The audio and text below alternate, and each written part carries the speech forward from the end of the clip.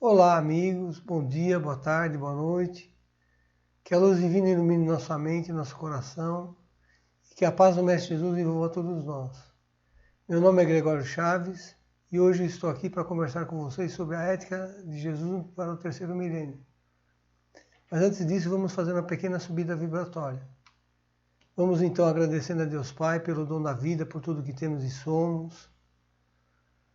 Vamos nos ligando com o Dr. Bezerra de Menezes, patrono da nossa casa, com o Anjo Ismael, Anjo Tutelar do Brasil. E nos achegamos a Maria de Nazaré, Mãe de Jesus e Senhora Nossa. Mãezinha querida, nesse momento te pedimos que nos cubra com o seu manto de paz e de luz. E pedimos também que nos leve aos pés do Mestre Jesus. Mestre querido, mais uma vez aqui estamos reunidos virtualmente, porque buscamos sermos pessoas melhores.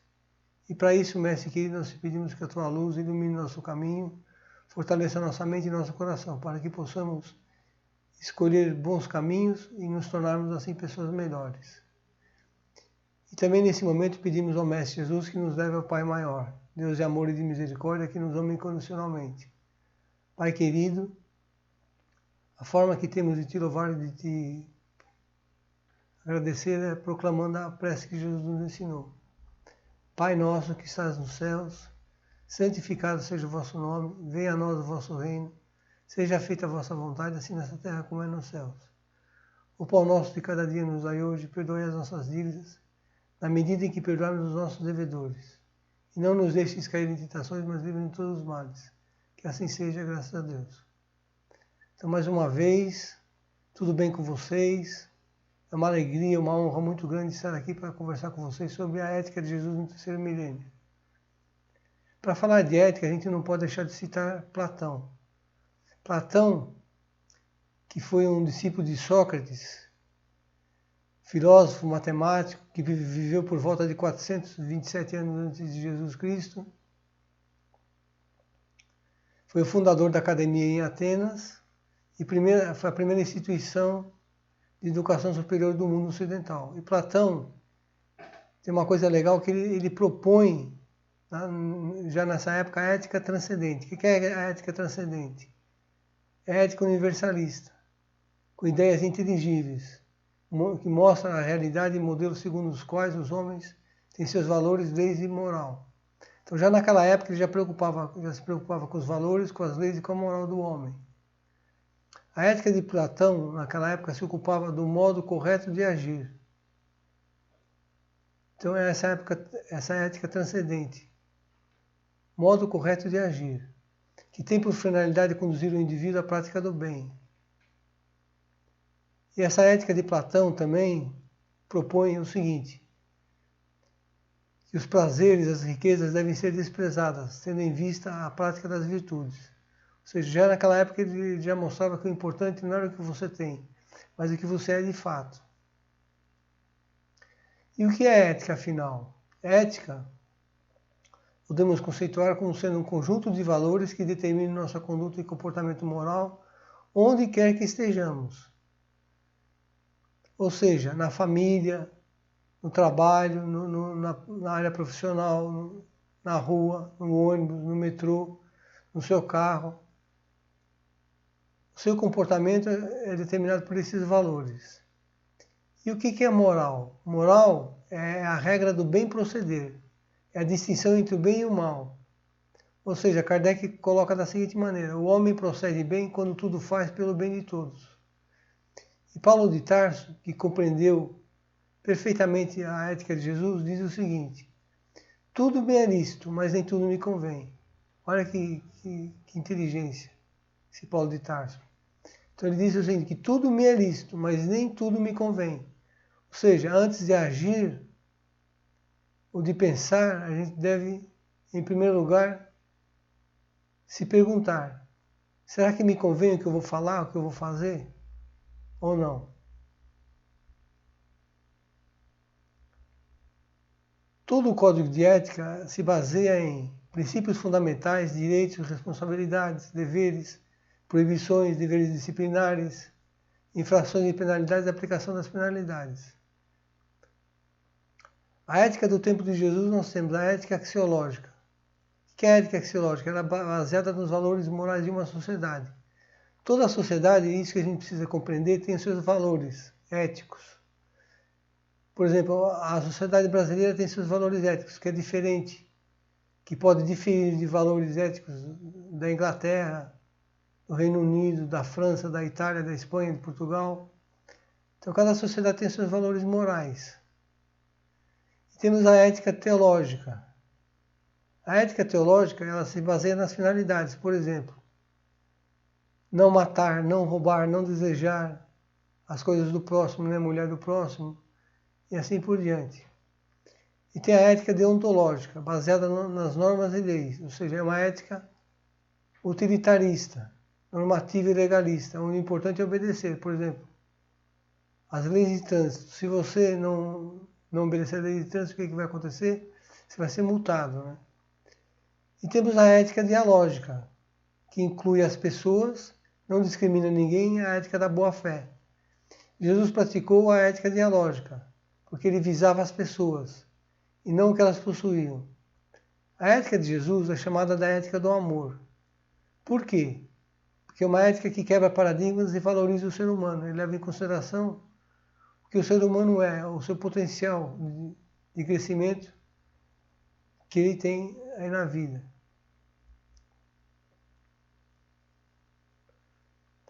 E o que Jesus propõe? A prática dos verdadeiros valores morais, que chamamos de ética. É essa ética que devemos praticar como cidadãos do mundo e pessoas do bem. Ou seja, Jesus propõe nada mais, nada menos que pratiquemos essa ética, que é a ética do amor, a ética dialógica, que antes de agir, ela pensa, ouve, julga e depois ela age. Essa ética de Jesus é um tratado cósmico de moral e de ética, e que é para todos os homens de todos os tempos. Essa ética de Jesus, ela é baseada no quê? Primeiro, no primeiro mandamento, que é amor a Deus, que é a mística.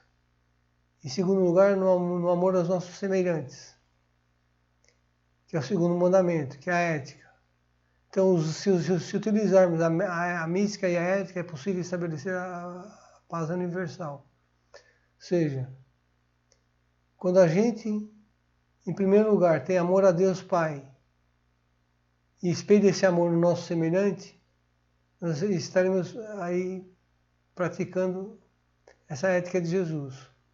E a nova era está aí. A nova era, que é a era de Aquário, era da fraternidade, da inclusão social, das redes sociais, da liberdade, ela não permite mais a exclusão das pessoas.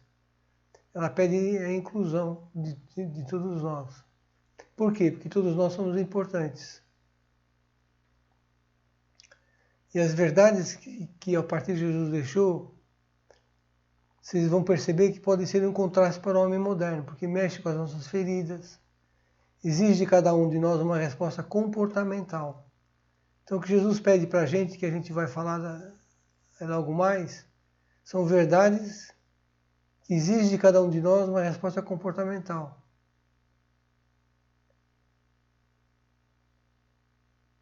Jesus, ele praticou a ética positiva, ou seja, faça. E para isso ele teve que mudar a regra. Naquela época de Jesus, ele mudou uma regra vigente que dizia: não faça ao outro o que você não gostaria para você. O que Jesus fez? Ele mudou essa regrinha. Ele diz o seguinte: faça ao próximo o que gostaria que ele fizesse. Ou seja, não basta você deixar de fazer o mal, mas você tem que praticar o bem. Um exemplo clássico disso é a parábola do bom samaritano. O bom samaritano, ele caminhava por uma estrada. Aliás, a parábola diz o seguinte: havia um homem que tinha sido assaltado e sido largado à beira da estrada para poder sofrer seus desígnios. E ao passar por ali um levita, ao olhar o homem caído, ele sequer parou. Ele atravessou a rua para o outro lado e seguiu em frente. Em seguida passou um doutor da lei, um sacerdote. Também olhou o homem caído e fez pouco caso e seguiu em frente. E logo em seguida passou um homem, um samaritano. Naquela época, os samaritanos viviam em conflito com os judeus. Olha que interessante, Jesus pega justamente o exemplo do samaritano. E o samaritano ficou tocado de compaixão por aquele homem caído no chão e ajudou o homem a se levantar, deu comida, limpou os ferimentos e o levou a um hotel. E o hospedou num hotel. Ou seja, ele fez tudo o que podia ser feito e que estava ao alcance dele. E Jesus, após isso, Jesus ele perguntou aos seus discípulos, qual desses fez a vontade de Deus? Lógico que o bom samaritano, né? Então, ou seja, mas na verdade tem uma coisa interessante nesse episódio. Tanto o levita como o doutor da lei, eles praticaram a ética vigente naquela época, que a ética naquela época dizia o seguinte, que se você tocar em alguém que está caído, você pode contaminar o outro. Você pode contaminar o outro, outras pessoas, onde você estiver. Então, na verdade, eles não agiram de forma desonesta. Eles praticaram a ética vigente naquela época. E o que Jesus fez? Ele transformou essa época. Ele viu o espírito da lei, ou seja, não basta você deixar de fazer o mal, mas praticar o bem, que foi o que o samaritano fez. Interessante, para a gente pensar. Que às vezes a gente pensa que o fato de não praticarmos o mal, estamos praticando a ética de Jesus, mas não é isso. Praticar a ética de Jesus é sempre fazer o bem, que está ao nosso alcance. Bom, nós vamos ver a ética de Jesus diante de diversas situações. Primeiro, propósito de vida. Jesus diz, sede perfeitos como o Pai do céu é. Do que se trata esse ensinamento? De cada um de nós buscar a cada dia ser melhor a cada dia, ou seja, não se permitir mais fazer o mal, se respeitar, olhar para dentro de si. Jesus também diz o seguinte, se alguém quer vir após mim, negue-se a si mesmo, tome a sua cruz e siga-me. O que significa isso? Negar a nossa vontade, ou seja, tomar a sua cruz, é o preço pessoal que a gente paga. E siga-me voluntariamente, não por medo, porque Jesus é o nosso Redentor. Ou seja, então, se quisermos seguir Jesus, nós temos que nos negar a nós mesmos, as nossas vontades desse mundo mundano e buscar, né, a conexão com o divino. Sobre tributos e bens materiais. Jesus diz, dai a César o que é de César e a Deus o que é de Deus. O que significa isso? Ou seja, que Jesus sabia distinguir muito bem os valores espirituais dos valores materiais, que é o que nos falta muitas vezes na vida. A gente às vezes dá muita importância aos bens materiais e esquece do principal, que é o espiritual. A gente ainda não entendeu que nós somos um espírito tendo uma experiência no mundo material, e não um corpo com um espírito. Nós somos um espírito com um corpo. Jesus ainda diz, pedi e recebereis, procurai e achareis, bati e abrir-se-vos-á. Ou seja, o que significa isso? Nós temos que deixar o nosso orgulho de lado e verbalizar as nossas necessidades. Que às vezes a gente diz assim, Deus sabe do que eu estou precisando. Deus sabe, mas nós temos que verbalizar. Ou seja, dizer do que você está precisando naquele momento, para você ser atendido. Sobre ganância, trabalho e valores. Jesus faz uma advertência. Ele diz o seguinte, cuidado, fiquem sob aviso contra todo tipo de ganância. A vida de um homem não consiste na quantidade de seus bens. A verdadeira vida é espiritual. Isso que a gente precisa entender, como já dissemos há pouco. Não somos donos do próximo segundo de vida. Não é o que temos, mas o que somos. E a gente não se dá conta disso, né? Porque a gente pensa que é a quantidade de bens que nos faz pessoas melhores, mas não é. É o que nós somos. A forma como lidamos com esses bens que nos fazem pessoas melhores ou não. Sobre trabalho, Jesus diz o seguinte, digno é o trabalhador do seu salário. Qual o valor que eu me atribuo? Que às vezes a gente não se valoriza, né? Às vezes a gente aceita qualquer coisa. Ou seja, entender que com o suor do nosso rosto, a gente tem que batalhar para conquistar tudo o que a gente deseja na vida. E cada um colhe o que planta também, né? Não podemos esquecer disso. Indignação. O primeiro ato de Jesus ao iniciar sua vida pública, o que acontece? Ele vai ao templo e olha a corrupção, as condições que chegaram ao templo de Jerusalém, o comércio, a desonestidade, a mentira. E aí ele se indigna. Ele se indigna com tudo aquilo que ele vê. Ele tem um gesto, ele derruba tudo que está ali dos mercadores. Ele agiu de má fé? Não. Ele praticou a ética vigente, a ética de Isaías 57, que diz que o templo de Deus não é para fazer comércio. Ou seja, não faz mais sentido você fazer comércio com as coisas de Deus. É isso que normalmente a gente vê nas religiões, né? Comercializando Deus. Né? Então é isso que a gente precisa entender. Jesus se indignou. Muitas vezes nós perdemos a nossa capacidade de indignação, que é outro fato que acontece também. Ou seja, tudo passa a ser normal. E não é normal. Né? A mentira, o comércio, a desonestidade e a corrupção não são coisas normais na vida. Pecado e intenções. Tem um episódio, uma situação interessante que eles levam a Jesus, eles jogam na frente de Jesus uma mulher que foi pega em delito de adultério. Ou seja, e aí eles querem apedrejar a mulher, porque a lei de Moisés mandava que apedrejassem ambos, o adúltero e a adúltera também, né? Porque a mulher ela não é adúltera sozinha, né? Tem que ter um homem também, né? Então Jesus, como é que Jesus procedeu diante de um desafio desse? Ele por alguns instantes silenciou, se abaixou, ficou na mesma posição da mulher, que estava caída, se levantou e virou para a multidão e disse: quem não tiver pecado algum, que atire a primeira pedra. Vocês acham que alguém atirou a primeira pedra? Teve coragem? Lógico que não. Ele vira para a mulher e pergunta: alguém te condenou? A mulher diz: não, não, mestre, ninguém me condenou. Então vai e não tornes a pecar.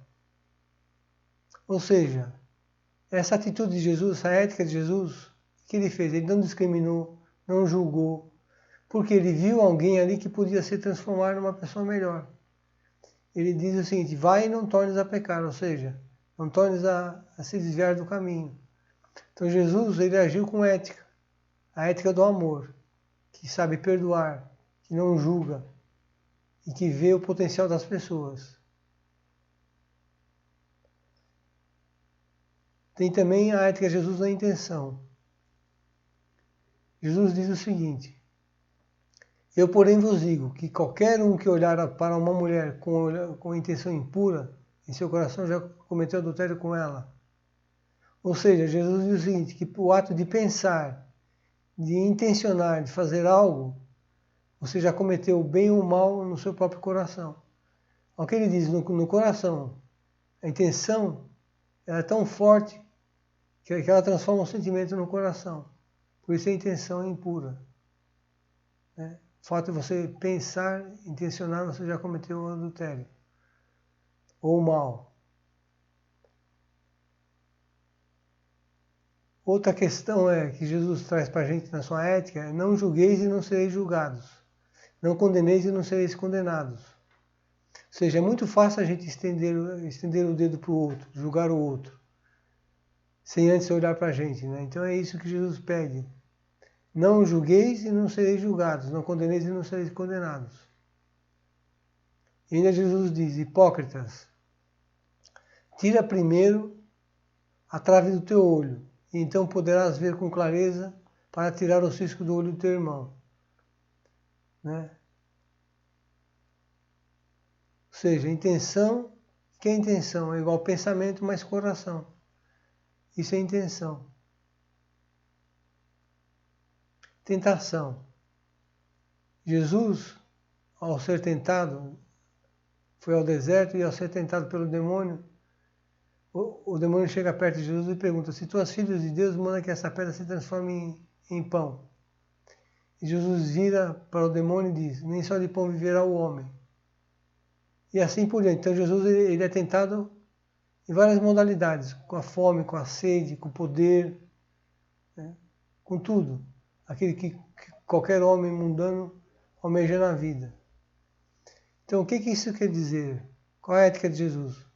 Primeiro que devemos enfrentar a tentação e não negá-la. Isso é importante. A tentação ela existe para a gente enfrentar ela. As tentações em nossa caminhada são muitas. É uma condição humana. Então todos nós sofremos tentações a cada dia. É a tentação da gula, é a tentação do sexo, é a tentação da briga, é a tentação de pensar mal no outro, é a tentação de falar mal do outro. Então a gente passa por várias tentações. Então o que a gente tem que fazer? A tentação é algo que sempre vai existir na vida dele. Então a gente tem que olhar a tentação como se fosse uma figura. Ah, você está aí, tentação, então fica tranquila. Quando der, eu te dou atenção. E pronto. Não negar, mas enfrentar a tentação, é isso. A ética de Jesus é a confiança em Deus. Jesus é uma das passagens mais lindas da ética de Jesus. Que ele diz o seguinte: contemplai os lírios do campo e as aves do céu, que não crescem, as aves do céu, que não carecem de cuidado, né? Deus lhes dá cada dia o seu cuidado. Então o que Jesus está mostrando? Que nós somos muito ansiosos e preocupados com a vida, com o que vai acontecer. Então a gente tem que viver intensamente o momento presente. Ou seja, a cada dia a sua preocupação. É isso que Jesus está propondo. De que adianta você se preocupar com o que vai acontecer amanhã? E se você morrer hoje à noite? Como é que é? Então, Jesus com isso está tratando da nossa ansiedade. Ou seja, o amanhã depende da escolha que você está fazendo no dia de hoje. Se você escolher coisas boas hoje, amanhã vai ser bom. Se não, vai ser ruim. Então, a cada dia a sua preocupação. E outro detalhe importante: Deus cuida dos detalhes da vida da gente. E a gente precisa confiar mais, então, em Deus. Comportamento e pensamento. Jesus diz: por que tendes esses maus pensamentos em vossos corações? São os pensamentos dominantes. Então, pensem nesse momento no que você está pensando. Pensamentos também podem contaminar qualquer coisa onde a gente esteja, o ambiente onde a gente estiver. Precisamos tomar cuidado com os nossos pensamentos. Sobre a palavra, Jesus diz o seguinte: não jureis de forma alguma, que o seu falar seja sim, sim, não, não. Então, o homem está habituado a jurar, né? Ou seja, ele para dizer que está falando a verdade, ele fala assim: juro por Deus, eu juro pela minha mãe, eu juro pelo meu pai, eu juro por isso, eu juro por aquilo. Se você falar a verdade, você não precisa jurar por nada, né? Ou seja, a mentira que já se institucionalizou na nossa sociedade, muitas vezes virou verdade. Ou seja, o que Jesus está querendo dizer? Que não existe mais ou menos bem ou mal. Ou seja, ou é mal ou é bem. Tipo assim, vou fazer mais ou menos mal. Não é mais ou menos mal, não existe mais ou menos mal, mais ou menos bem. Ou é bem ou é mal. Né? E a gente precisa tomar cuidado também que uma mentira repetida 1000 vezes vira uma verdade. Como a gente vê, está assistindo aí no campo da política. Sobre a palavra, Jesus diz o seguinte: não é o que entra pela boca que contamina o homem, mas o que sai da boca assim contamina o homem. A maledicência é um defeito que está enraizado na humanidade, ou seja,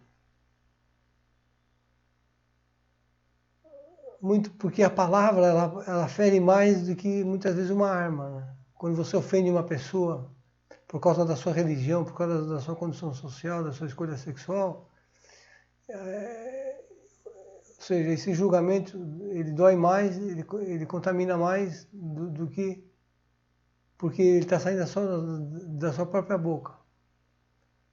É verdade? Então a gente precisa tomar cuidado com aquilo que a gente fala. E Jesus diz, conhecereis a verdade vos libertará. Libertará do quê? Do nosso egoísmo e do nosso orgulho. Ou seja, o que Jesus está propondo aqui na sua ética? Falar sempre a verdade. Mesmo que essa verdade seja contra nós. É a oportunidade de quebrar o ciclo vicioso da mentira, porque nós somos acostumados a tanta mentira no meio político, né? No meio profissional, né? No marketing. A gente vê tanta mentira que a gente acredita como verdade. Então nós devemos falar sempre a verdade, mesmo que essa verdade seja contra nós. Porque aí eu vou ter uma oportunidade de crescer, de resgatar as minhas dívidas espirituais também. Comportamento e reciprocidade. O que Jesus fala na sua ética positiva? Tudo o que quereis que os homens vos façam, fazei-os a eles também. Ou seja, a condicionalidade dos nossos atos. Ou seja, faça sempre, como falamos há pouco. Não basta fazer o mal, tem que fazer o bem. Não é verdade? Você não pode dizer assim para Deus, assim, Deus, eu não fiz mal para ninguém, mas também não fez o bem, então você se omitiu.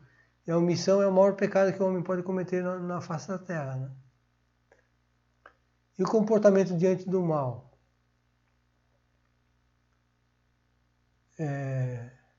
Quando alguém te ferir na face direita, apresentar-lhe também a outra. Será que Jesus está querendo dizer que é para a gente ser besta, idiota? O que significa apresentar a outra face direita? A face direita.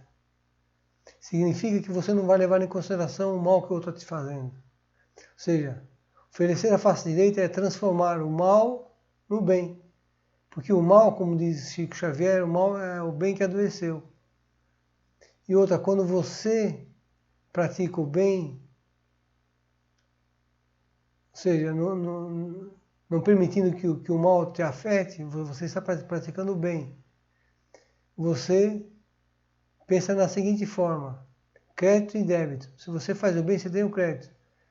Se alguém te fez o mal, você pode ter crédito também.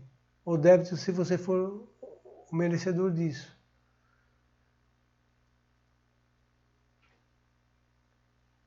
Eu, porém, vos digo, amai os vossos inimigos e orai pelos que vos perseguem. Interessante Jesus falar disso, né? Como eu falei no começo. Jesus nos pede coisas que a princípio nos parecem difíceis de fazer. Uma delas é essa, amar os inimigos. Ora, mas por que Jesus está propondo isso? Para a gente se livrar do inimigo. Você quer se livrar do inimigo? Ame-o e ore por eles, é o que Jesus fala, né? Amai os vossos inimigos e orai pelos que vos perseguem. É isso. Quando a gente faz isso, a gente está pagando um débito na vida. A aceitação da vontade de Deus.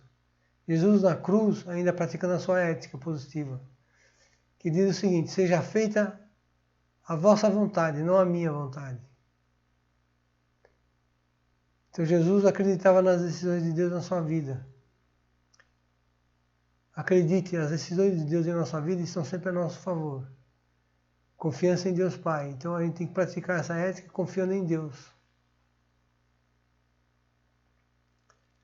Sobre a fé, o que Jesus falou sobre a fé? Se tiverdes fé do tamanho do grão de mostarda, direis aquele monte, transporta-te daqui para lá, e ele se transportaria.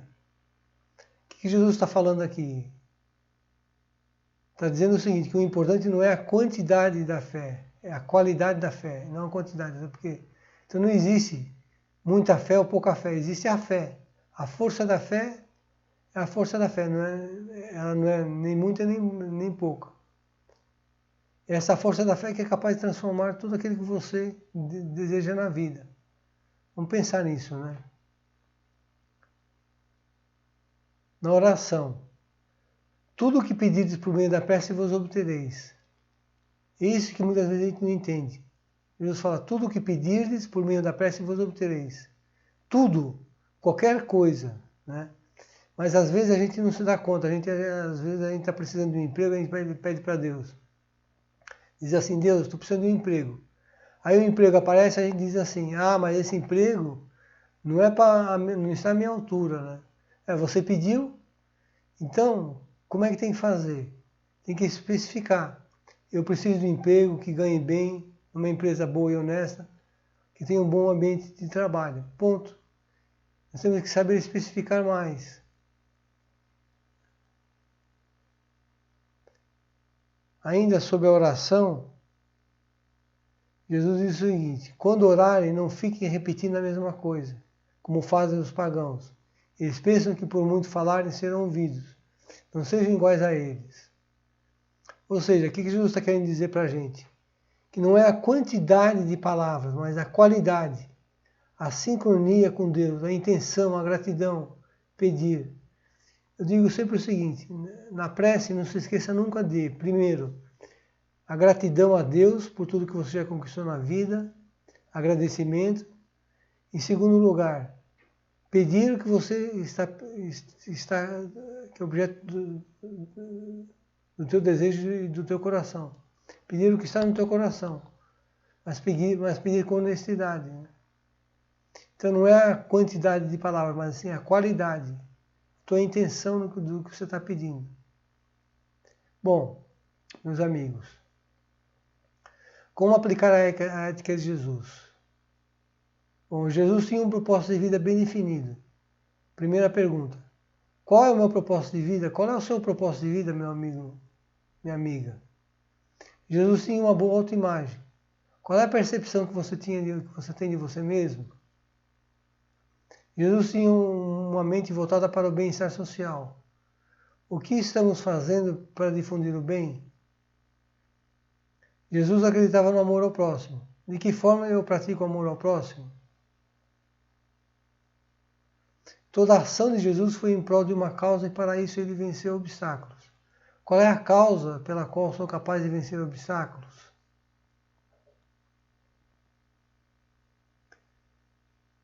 Jesus tinha confiança na vida. Eu tenho confiança em mim mesmo? Jesus foi capaz de enfrentar suas próprias limitações.